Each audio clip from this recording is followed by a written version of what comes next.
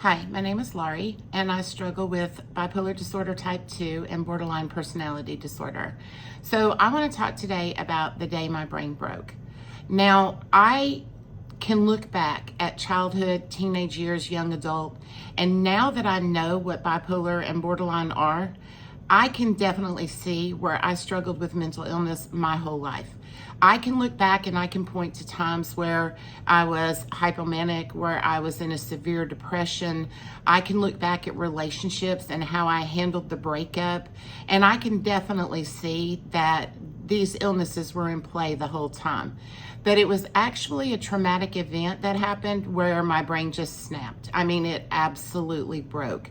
And the way I describe it is, if you've ever watched a movie where where they're in a Broadway theater and somebody goes over to the wall and there's a big lever and they pull the lever down and all the lights go out.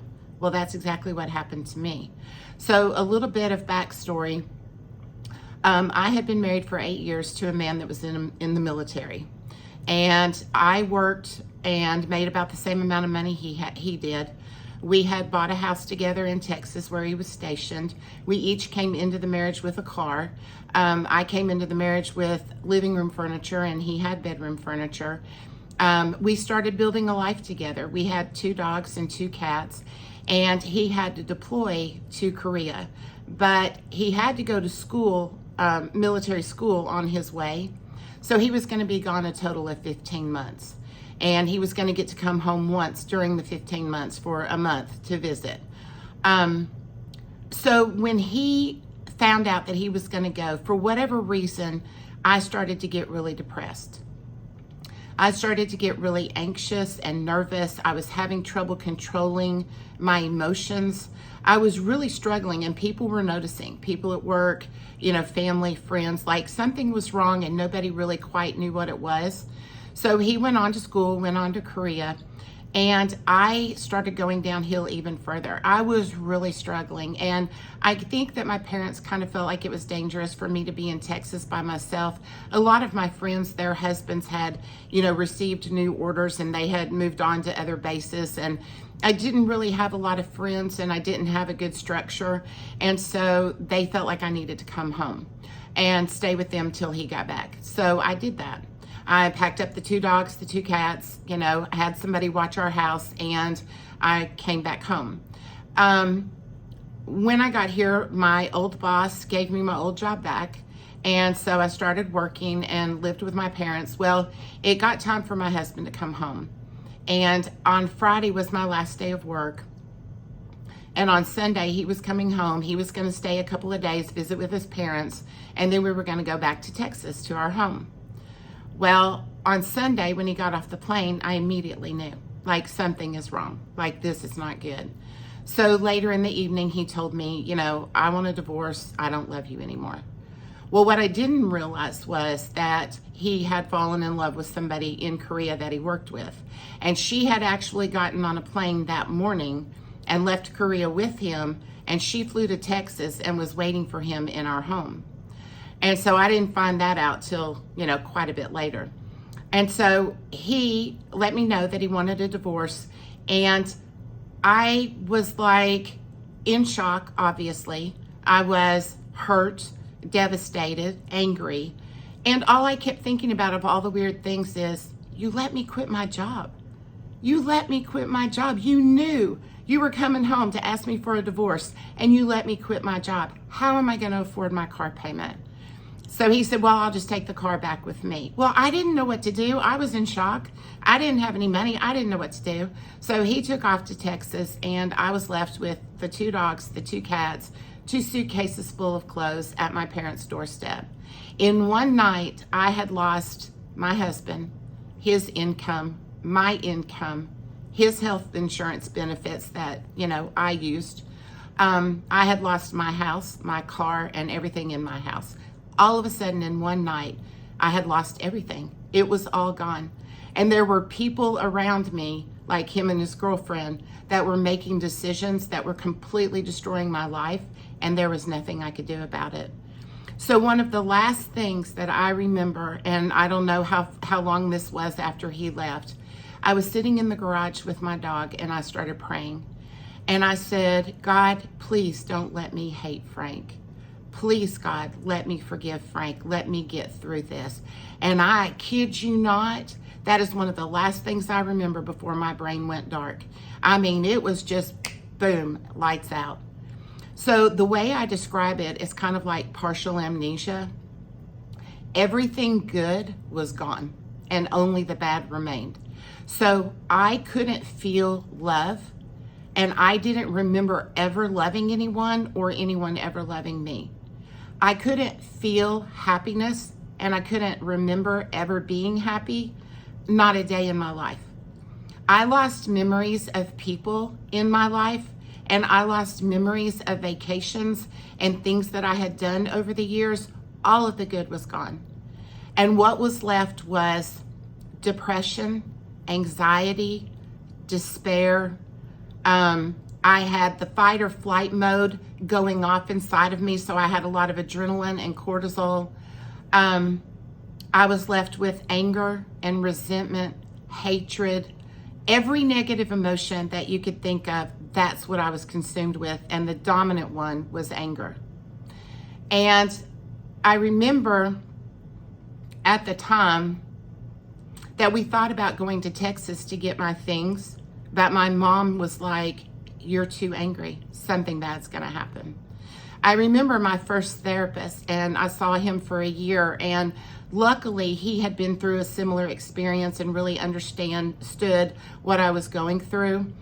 And I remember that he wrote in my folder that if my ex-husband had not lived in Texas and me in Tennessee, that he would have had to have alerted the authorities that I was a danger. I remember that my friends and family all thought that I was going to be on an episode of Snapped on Lifetime. Nobody thought that me and my husband both were going to come out of this alive. I can't even begin to tell you how consumed I was with hatred and anger. And I cried night and day. I would cry in my sleep, and it was the tears rolling down my face that would wake me up. I was in complete despair, complete darkness, and complete chaos. And I wish I could say that this only, in a little while I got better, and no, this went on for years. I struggled with these feelings for years. And the problem was that even in my personal life, everything kept going downhill. So it wasn't long after that where I was still working, but I was going to therapy. My mental health was getting really bad. I was still working. I was still trying. I got an apartment. Later on down the road, I bought a townhome, and my mental illness, even though I was trying, I was taking the medications, I was going to the doctors, I was doing what they told me to do, I was becoming more and more paranoid. Well, then the store where I worked got robbed, and I quit. Well, I thought, no big deal, I'll just go get another job. Well, I couldn't hold the job. I had it for about 2 weeks, and then it happened again. I couldn't hold the job. I was so sick. And here I was. I had to file bankruptcy, and I lost everything again. I lost my house, my car, and all of my belongings. So then there came a time, right in about that time, where my best friend had just kind of had enough. And we were arguing and not getting along well. And one day I just blew up. And I said some really mean and cruel things that I just couldn't take back. And our friendship ended. Now, I will say a few years later that, we made up and we are friends today. But at that time, I had lost my best friend. And then my dad got sick, the man I loved most in the world, the man that I could trust. He got sick and he died. And right after that, my dogs that I had now had for 13 and 14 years had to be put to sleep. And my cats had already died. I was devastated. I could not believe everything that was happening to me. And because I had mental illness, I was feeling it so more intensely than I would have with a healthy brain. And I was making bad decision on top of bad decision on top of bad decision. I was struggling so hard I honestly and truly do not know how I lived through this. I do not know how I survived. I can tell you that right before my dad died, I was diagnosed properly and started trying to get the right help, but I still struggled. It wasn't an easy process. I still struggle today. But a couple of things that are important. You know, I didn't act on my impulse. I went to a therapist once or twice a week, and he worked with me in order to save my life and in order to save the life of my husband. I continue to go to church, read self-help books, listen to positive messages. I took the medicines that they told me to take. I wasn't getting better. Sometimes it would bring on new symptoms or it would make things worse, but I kept trying. I was living in hell. I was living in hell on earth, but I kept walking. I knew that I couldn't sit down and give up. I knew that I had to keep walking. I didn't even know if I was going in the right direction. I still don't. But I just had to keep walking. There were people that cared about me and cared about my well-being. And there were times where God intervened on my behalf. Now, my anger at God, I can't even begin to tell you my anger at God. I had a horrible relationship with God. And at one time, I probably could have said that I hated God. I was scared to say it for fear that that would make things worse. But I would say that I probably hated God. I looked for him. I prayed to him, but I was angry. I remember at one time things got so bad that I talked to a friend about going to New Orleans and trying to find a voodoo doctor or a witch doctor and see if there wasn't some way they could take this curse off of me. Every time I prayed, the opposite happened. I can't even tell you how bad probably 15 years of my life was. I thought it would never end. But I will tell you that I have more good days now. And I will tell you that I have found peace with my family and peace with my friends. And I will tell you that I have learned some things along the way that are harmful. For instance, going to a voodoo doctor, that would have been harmful because that would have stuck in my brain and I would have worried about it for the rest of my life.